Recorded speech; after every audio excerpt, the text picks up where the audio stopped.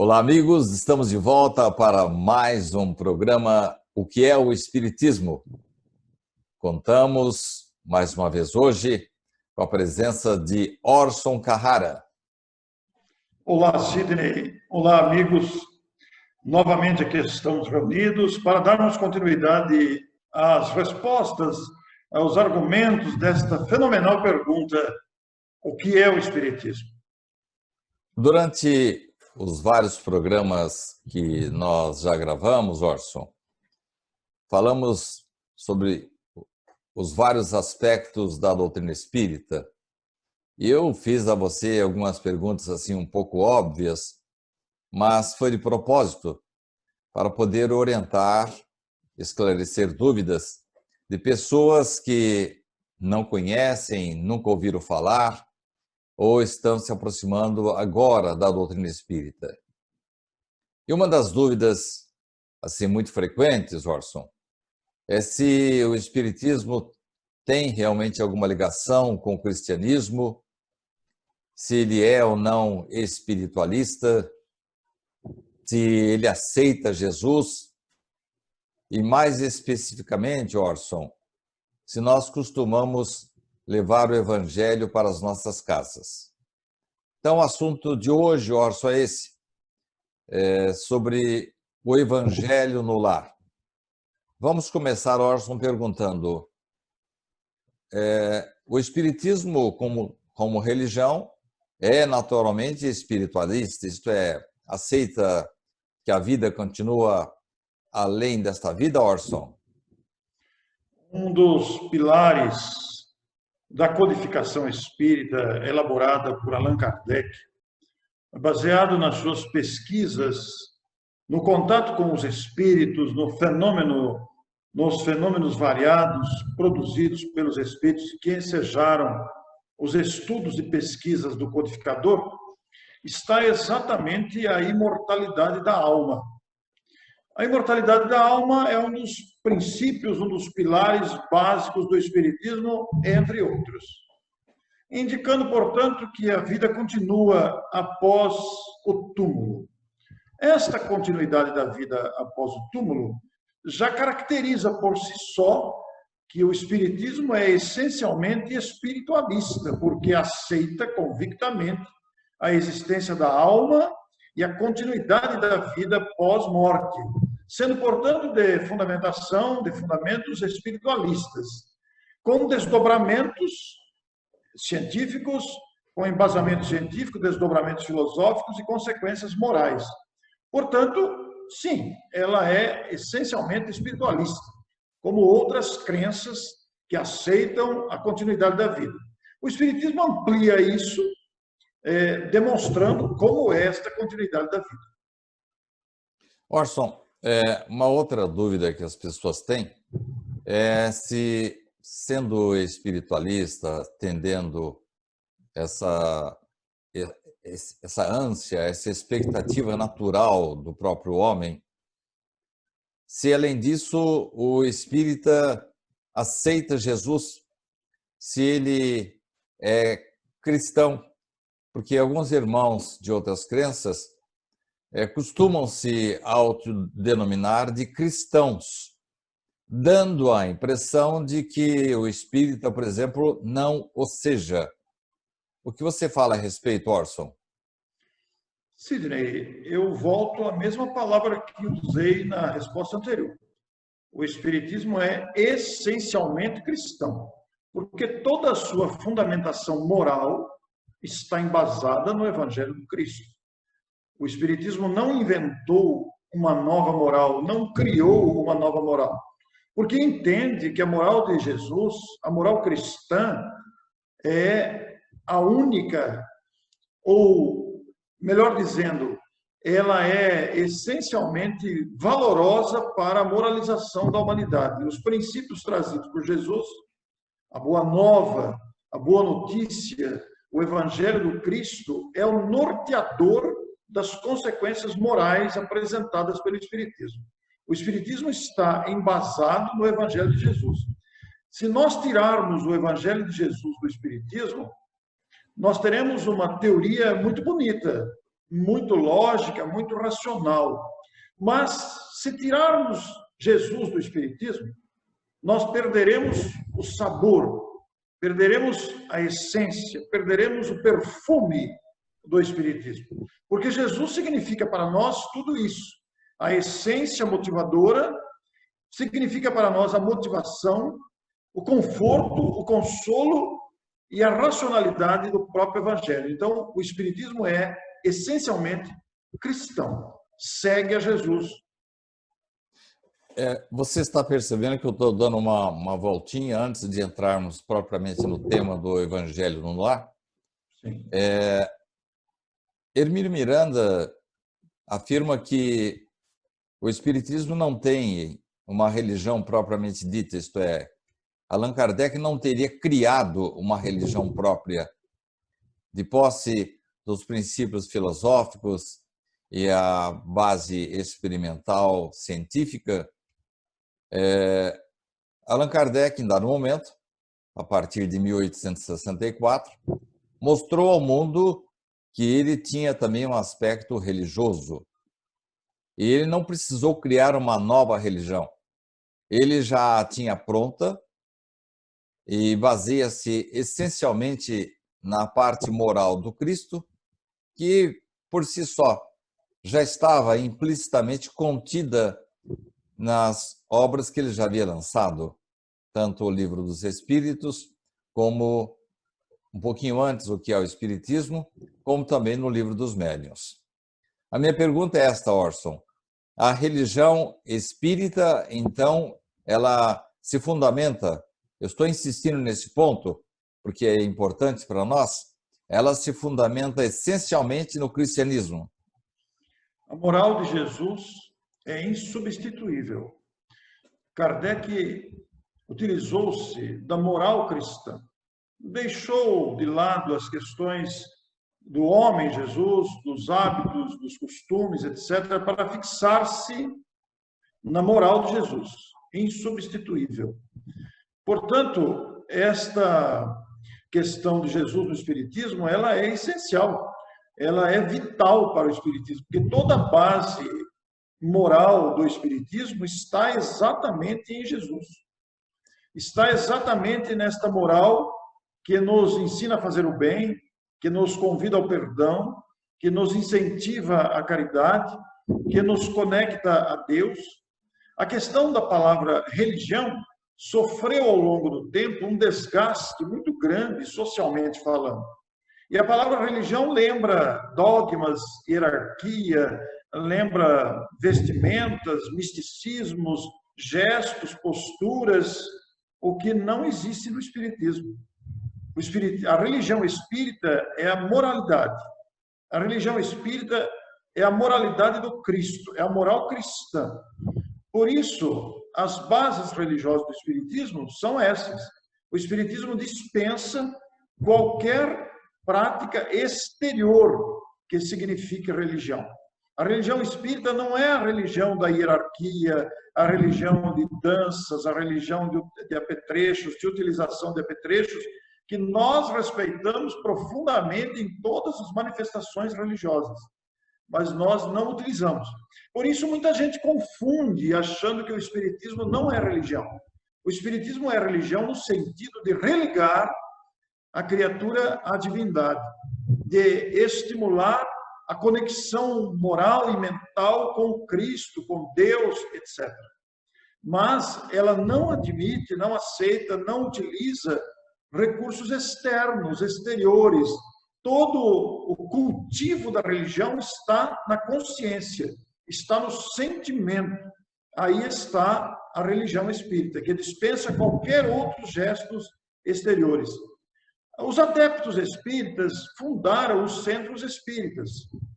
Estes, por sua vez, são organizações humanas, requerendo atender à legislação, no caso brasileira. Mas não são locais sagrados, não são locais divinizados, locais que são contemplados como algo inatacável, como algo perfeito. Não, são agremiações humanas para facilitar o estudo e divulgação e o acesso ao conhecimento espírita. Mas nós não temos, dentro da organização espírita, podemos expressar assim, qualquer tipo de simbolismo, qualquer tipo de hierarquia. Nós não temos um chefe do espiritismo, nós não temos o dono do espiritismo, nós não temos o dono da religião espírita que determina. Toda a moral espírita está em Jesus. Não obstante, quando entramos num centro espírita, sentimos um clima assim mais de paz, de tranquilidade, de harmonia, né, Orson? Sim. Esse clima de harmonia, de fraternidade, de bem-estar, de alegria, é decorrente dos sentimentos de seus frequentadores, que encontram ali um local aconchegante, um local preparado, previamente organizado, para que os adeptos do Espiritismo possam estudar a doutrina que seguem. Como acontecia nos tempos apostólicos, em que os primeiros cristãos se reuniam naqueles locais normalmente escondidos da legislação da época, escondidos da religião dominante da época. Então, esse encontro de adeptos cria esse clima de fraternidade que favorece a convivência espírita, digamos assim. Orson, a parte espiritualista da doutrina espírita, aceitar que a alma sobrevive ao corpo, não é apenas uma questão de fé e de convicção. Parece que a doutrina espírita traz uma novidade, porquanto aqueles que já foram, e minha mãe dizia, quem morre não volta para contar a história. Ela estava enganada, porquanto na doutrina espírita temos algo mais, comprovando, assim, com elementos experimentais, com identificações irrefutáveis, que a alma retorna para dar notícias além da morte. Sim, a alma retorna para dar notícias além da morte.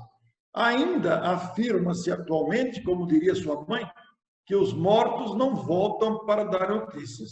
Mas é um equívoco.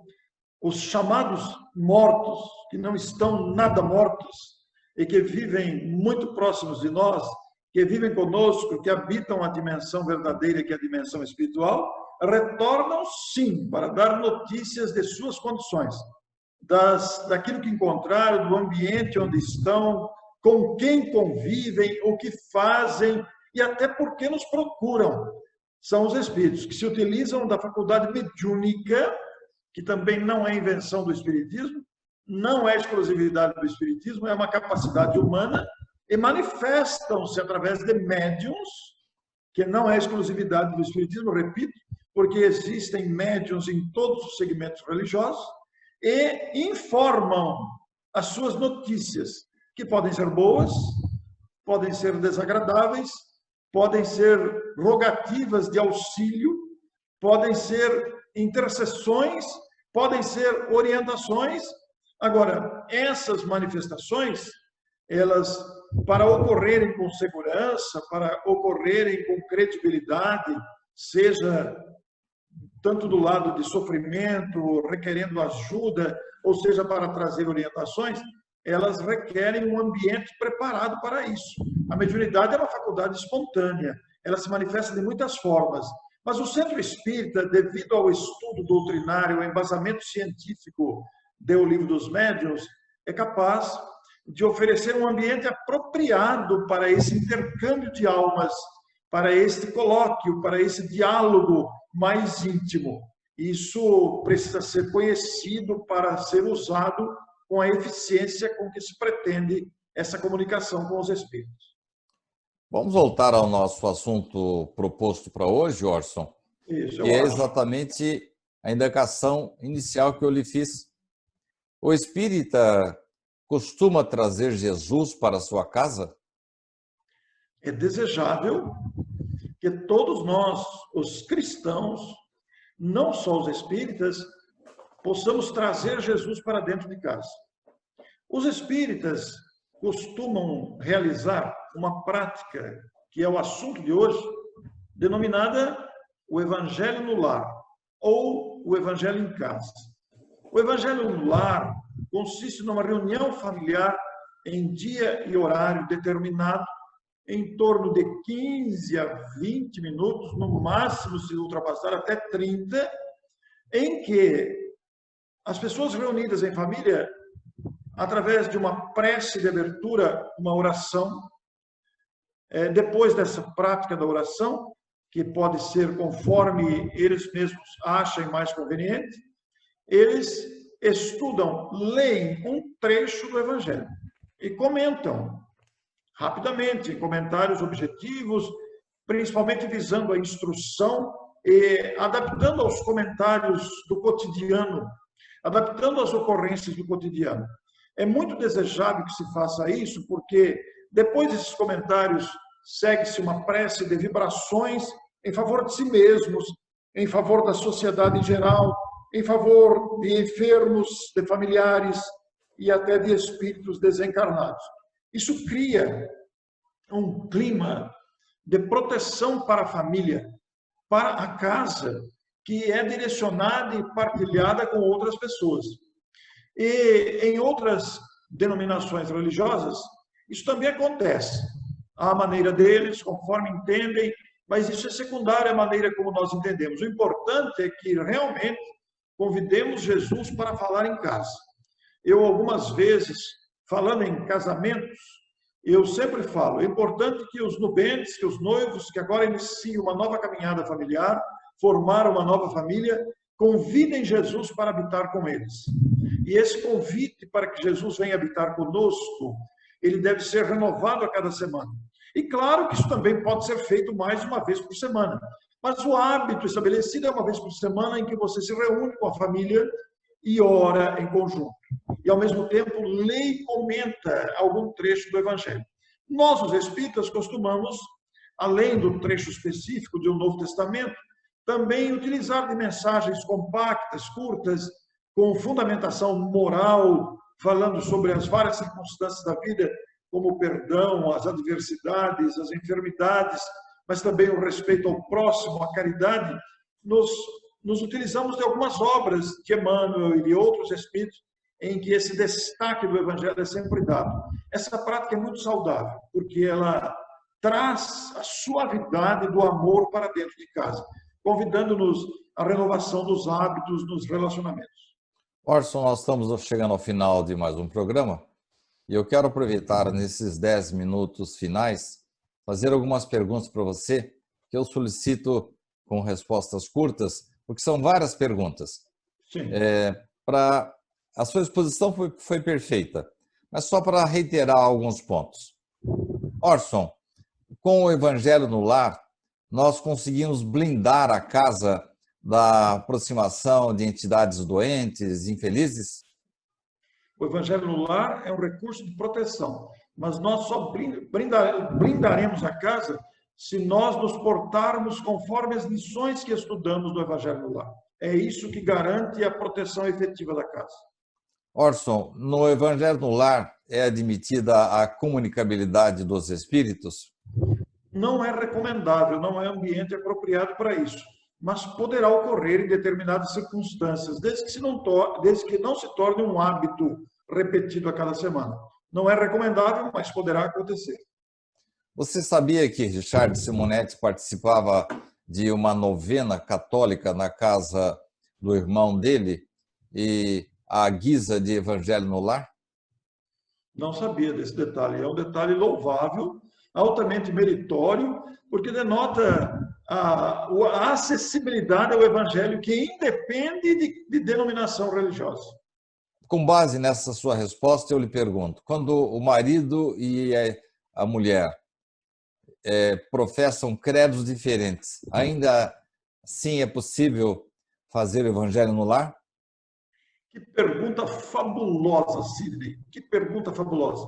Claro que é. É sim, porque marido e mulher poderão utilizar-se dos trechos do Novo Testamento, independente da crença de cada um, no caso de crenças diferentes, porque cada um terá a sua interpretação. No entanto, o Evangelho de Jesus, ele é universal. Embora ele possa ensejar interpretações diferentes conforme a crença e a bagagem de cada um, é possível sim que, respeitando a crença do outro, possamos nos ater ao aspecto moral.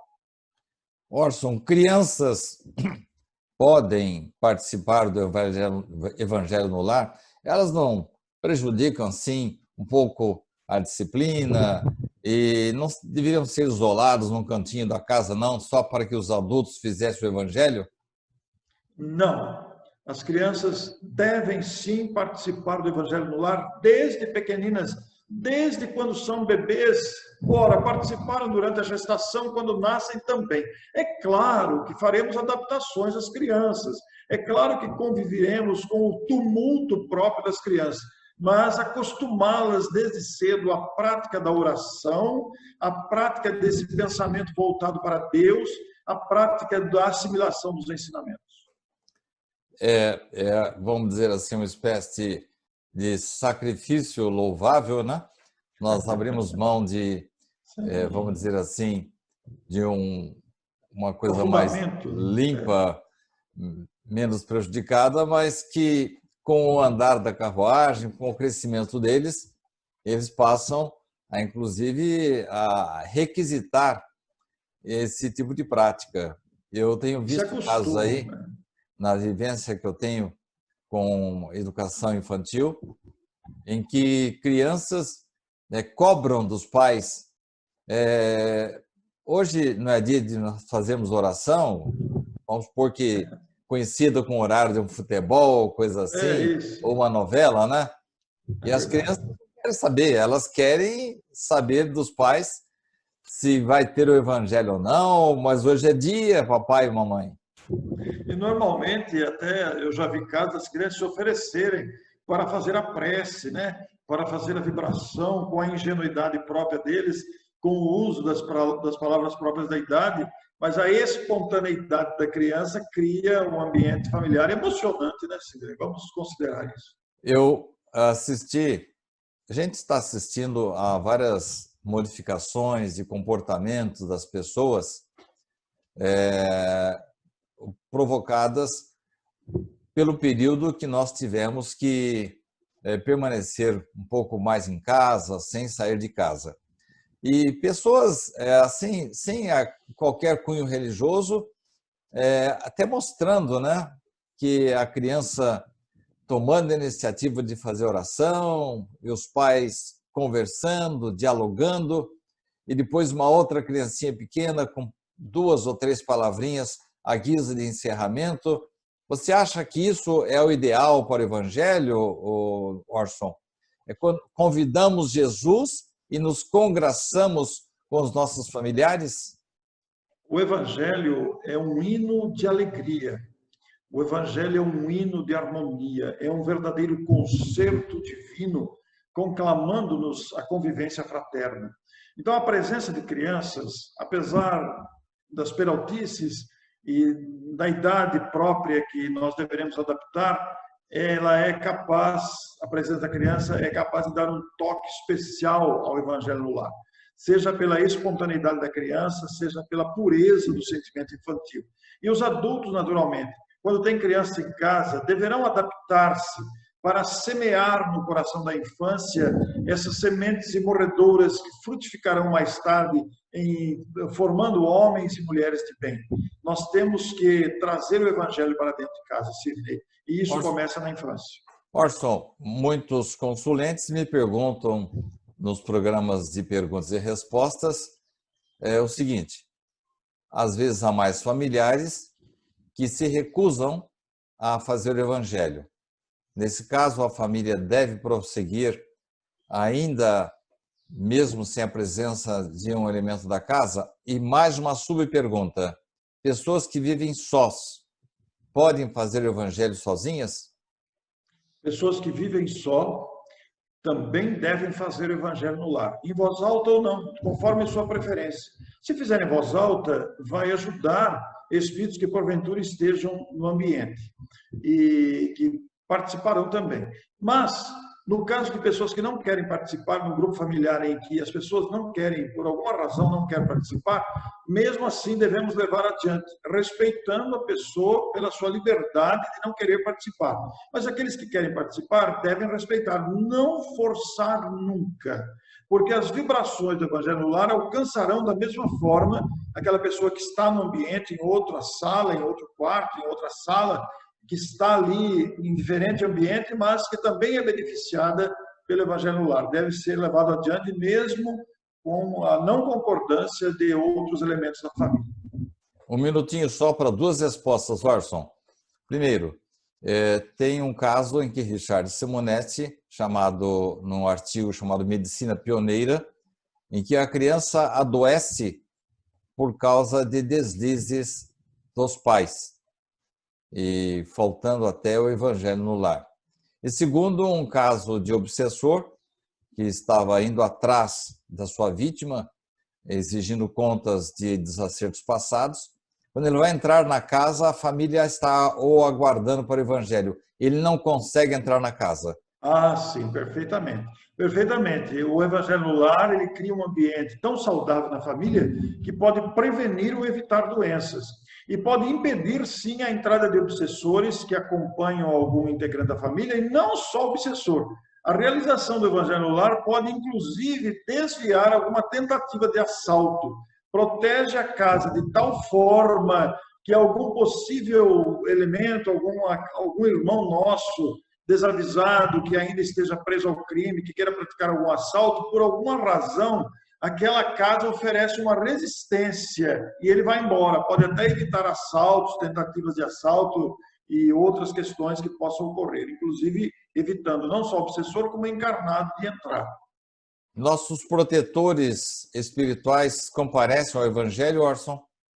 Os protetores sintonizam com o Evangelho. Não significa necessariamente que estejam presentes no ambiente, mas estão sintonizados. Porque a presença dos espíritos é uma questão muito relativa, não quer dizer que estejam ali, fisicamente ao nosso lado. Podem estar, muitas vezes estão, mas em muitas circunstâncias, ainda que não presentes fisicamente, estão espiritualmente presentes pela sintonia que se estabelece.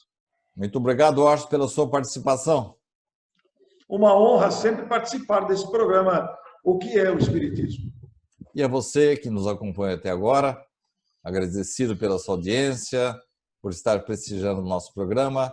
E na próxima semana estaremos de volta ainda perguntando ao Orson: o que é o Espiritismo?